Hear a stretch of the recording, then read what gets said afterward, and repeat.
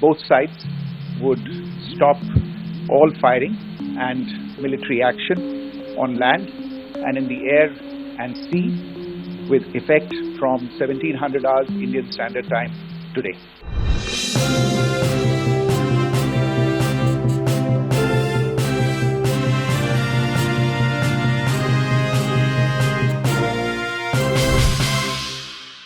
नमस्कार, मैं आनंद कुमार झा।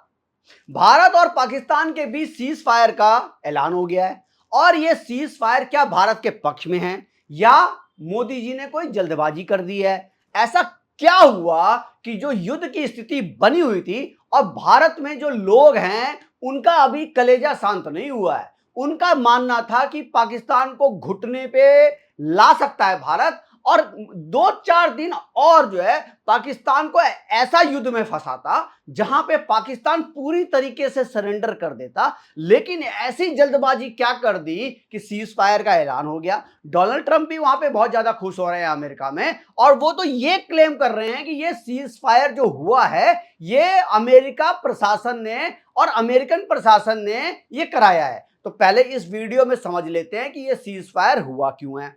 देखिए, ये सीज फायर आज 3:30 बजे लगभग पाकिस्तान के डीजीएमओ ने भारत के डीजीएमओ को फोन किया और ये माना कि भाई हम पाकिस्तान इंडिया से नहीं लड़ सकते और आज से हम 5 बजे से सीज फायर का हम ऐलान करते हैं। लेकिन भारत ने साफ साफ समझा दिया कि act of terrorism will be equated as act of war.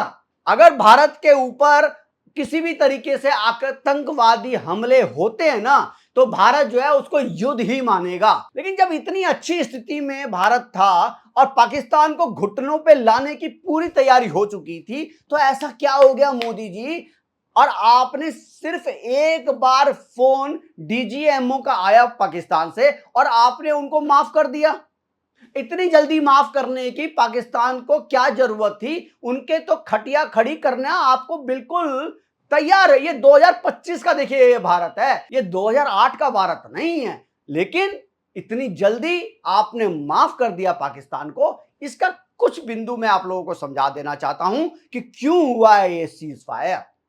ये सीज फायर बहुत हद तक, चाहे कोई इंडियन माने या ना माने, ये सीज फायर अमेरिका की हेल्प से हुआ है और पाकिस्तान पूरी तरीके से गिड़गिड़ाया है अमेरिका के सामने। और अमेरिका ने बेल आउट पैकेज जो $1 अरब जो पाकिस्तान को मिला है ना, इसी शर्त पे मिला है कि आप जल्दी से जल्दी युद्ध को खत्म करें। अमेरिका के सेक्रेटरी जनरल है मार्को रूबियो, उन्होंने सबसे पहले शहबाज शरीफ को फोन किया जो पाकिस्तान के प्राइम मिनिस्टर हैं और उनको बोला कि युद्ध जल्दी से जल्दी खत्म करो। लेकिन ये शहबाज शरीफ ने बताया कि मेरे बस का कुछ नहीं है, मेरी आर्मी वाला एक भी नहीं सुनता। तो मार्को रूबियो जो अमेरिका के सेक्रेटरी जनरल हैं ट्रंप प्रशासन में, उन्होंने प्रोटोकॉल तोड़ के मुल्ला आसिफ मुनीर को फोन कर दिया और आसिफ मुनीर को बोला, बेटा अगर इस बार तुमने किसी भी तरीके से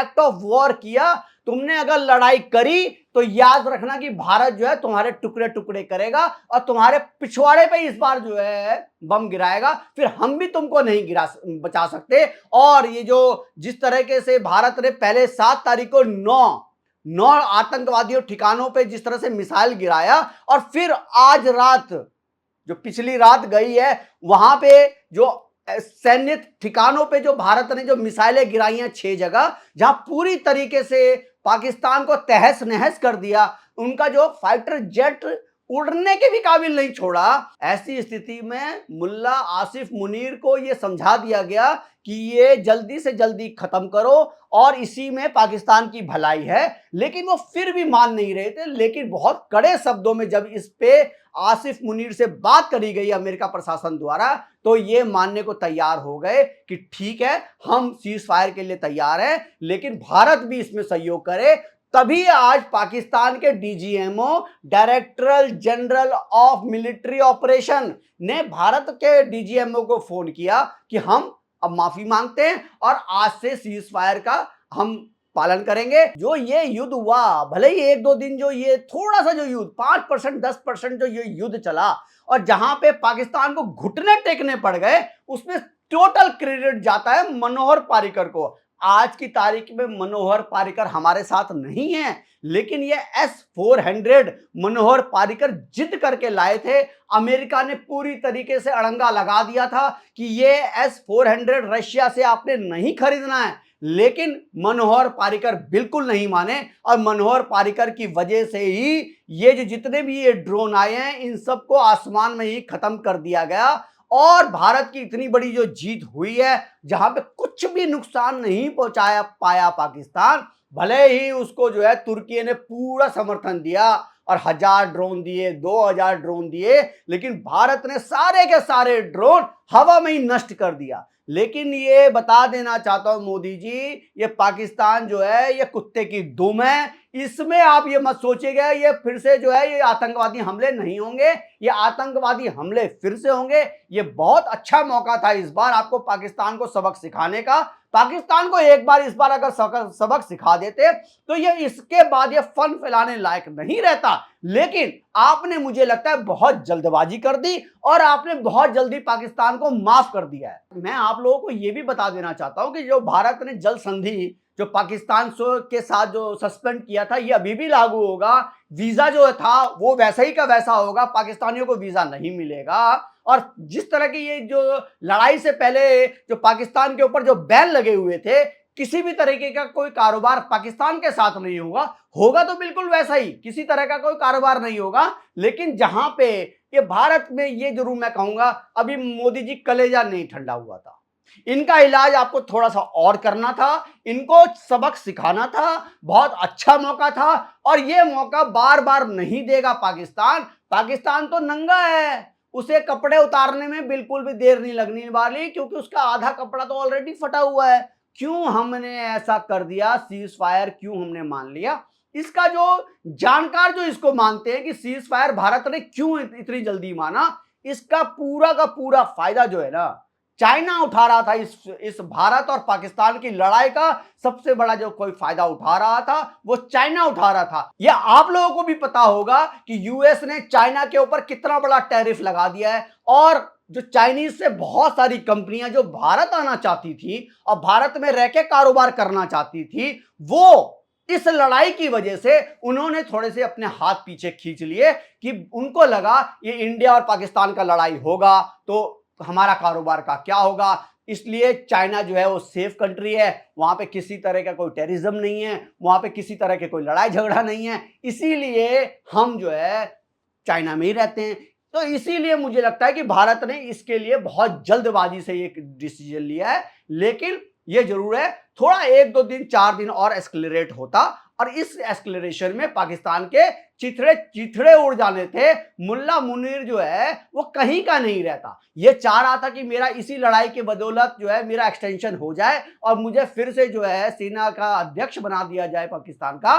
लेकिन आप इसको बिल्कुल आपने अपने बाजुओं में इसको जो है दबा लिया था, इसका गर्दन, लेकिन बस आपने थोड़ी सी जल्दबाजी करके आपने माफ कर दिया। और इससे ठीक पहले आज दोपहर में भारत ने लिस्ट जारी करी है उन 5 आतंकवादियों की जो भारत के लिए बहुत मोस्ट वांटेड थे और उन्होंने पाकिस्तान में रहते रहते भारत को कड़े चोट दिया है। इसमें चाहे कंधार का हो, हाईजैक वाला मामला हो या पार्लियामेंट अटैक का हो, इसमें 5 आतंकवादी ऐसे थे जो नामी आतंकवादी थे, उनका भी खात्मा कर दिया है। और ये जो 7 तारीख को जो मिसाइल उड़ी है और 9 ठिकानों पे जो ताबड़तोड़ जो हमले हुए हैं, हवाई हमले, इस हवाई हमले में पाकिस्तान के 200 से ज्यादा आतंकवादी मरे हैं। भले ही भारत कह रहा है 100 मरे हैं, लेकिन 200 से ज्यादा आतंकवादी मरे गए हैं। और इन 200 आतंकवादियों में 5 ऐसे बड़े आतंकवादी थे जिनका जो है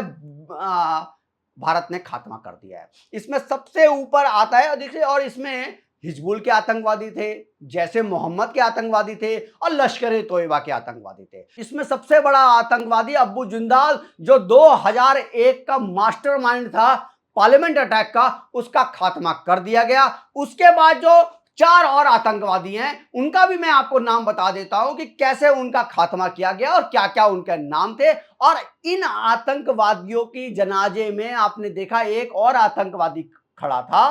पूरी दुनिया ने वो तस्वीर देखी और उसके साथ आपने पीछे देखा था कि कैसे पाकिस्तान की फौज जो है जनाजे में खड़े होके हाथ झुका के सर झुका के जो है उसको जो सद्दा कर रही थी। जब 72 हूरों के पास वो पहुंच गया था तो क्या जरूरत थी इतना जो है उसको मतलब उसके ऊपर आंसू बहाने का। पाकिस्तान की मीडिया उसके ऊपर आंसू बहा रही थी, पाकिस्तान के मीडिया के साथ साथ पाकिस्तान के लोग आंसू बहा रहे थे।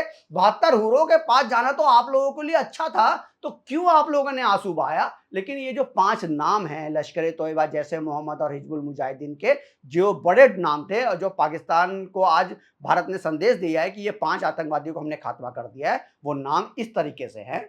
पहला नाम है लश्कर तोयबा का अबू जिंदाल, दूसरा नाम है हाफिज मोहम्मद जमील, ये भी लश्कर तोयबा का है। मोहम्मद यूसुफ अजहर, ये जैसे मोहम्मद का आतंकवादी था। खालिद जो है लश्कर तोयबा का था। मोहम्मद हसन खान जैसे मोहम्मद का आतंकवादी था, इनका तो खात्मा कर दिया। मोदी जी इतनी जल्दी आप जो है किसी को माफ मत करिए। अगर ये पाकिस्तान ये कुत्ते की दुम है, ये पाकिस्तान आपको और इंडिया को चोट पहुंचाएगा। इसका इलाज इस बार होना बहुत जरूरी था। और अभी भी हम ये कहेंगे कि 2 दिन पहले जो टीवी चैनल चला रहा था, हमने लाहौर पे कब्जा कर लिया, इस्लामाबाद में कब्जा कर लिया, फौज पहुंच गई, ये हो गया वो हो गया, ये होना मोदी जी बाकी था। आज आपने जरूर 6 मिसाइलें दागी। ये मोदी जी, ये मिसाइलें तो आपने तब दागी आज जब आपको ये बात पता चल गई इंडियन आर्मी को कि ये पाकिस्तान का एक मिसाइल उड़ा है और ये भटिंडा की तरफ आया है और बीच में ही इसका जो है खात्मा कर दिया गया। उसके बाद आज आपने 6 जो है खतरनाक, आपने लाहौर में हो गया, इस्लामाबाद और रावलपिंडी, ये 5-6 जगह जो इन्होंने आपने ताबड़तोड़ आपने 1:30-2 बजे के बाद जो आपने मिसाइलें दागी और पाकिस्तान उसी वक्त घुटनों में आ गया था। और पाकिस्तान को पूरी तरीके से खत्म होते हुए हम भी देखते, आप भी देखते, और फिर जाके जो है कलेजे पे ठंडक मिलती और तब ये ऑपरेशन सिंदूर पूरी तरीके से कामयाब होता। आप लोगों को क्या कहना है, ये जो सीज फायर हुआ है इंडिया और पाकिस्तान का, इस सीज फायर में असली हीरो कौन है, इसमें किसका नुकसान हुआ है, पाकिस्तान का ज्यादा फायदा हुआ है या भारत का ज्यादा फायदा हुआ है या इंडिया का नुकसान हो गया। आप लोगों को क्या कहना है, प्लीज कमेंट करके बताइए।